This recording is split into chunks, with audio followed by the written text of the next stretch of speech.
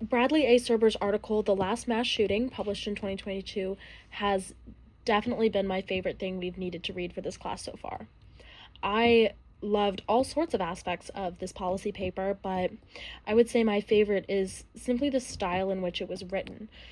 And this may be indicative of all policy papers, I'm really not sure, but I loved the way it was told like a news recap. I've learned through being in the School of Journalism and Mass Communications, studying for my advertising major, that the inverted pyramid is an amazing way to convey information, but also to prove a point. So, if you think about a pyramid turned upside down, it begins with a hook, something to grab the reader's attention. And this, what Serber did for his, was the sort of storytelling of what exactly happened and how the students felt and how they wanted to make a change.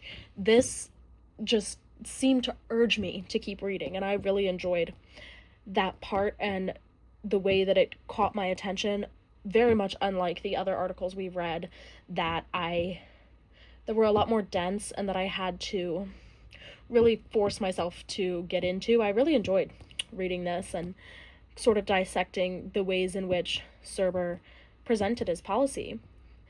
And I think that policy papers, honestly, are a great benefit to my journalism education, which I did not expect this class to have such a strong relation to my major, but it does, and that's amazing. One of my favorite quotes from the article was, "The dead place a demand on the living." And of course they do. On a surface level, of course we think the dead place a demand on the living.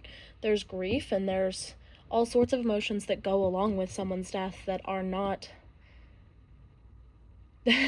not positive. But sometimes they can be. It's very complex.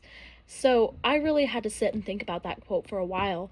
I lost my sister a little over a year ago to a drunk driving accident, and I think about the demand that her death placed on me and my family as living people.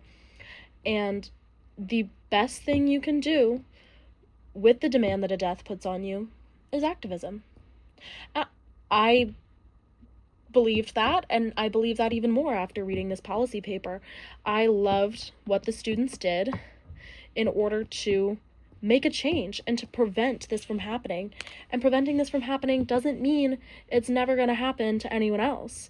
It means that there is this awareness, and I absolutely love the template that said, since they died, we should do X. So in Serber's article, it was, since these students died in a mass school shooting, we should, have better gun control, or metal detectors outside schools, or there are all sorts of different ways you could fill in X.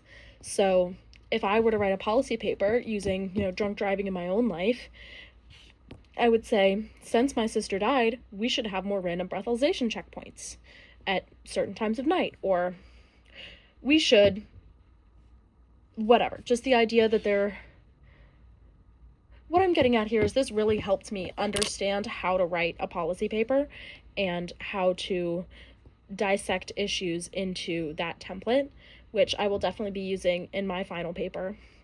I also really liked the uncertainty section. I learned in high school about rebuttals and counterclaims and things like that, but I really never understood how important they were until reading this article and realizing that the uncertainty section, even though it seemed to go against the ideas that were presented, it isn't inherently against what Serber's arguing. My favorite part from the uncertainty section was the quote that you can't ask the dead how they feel.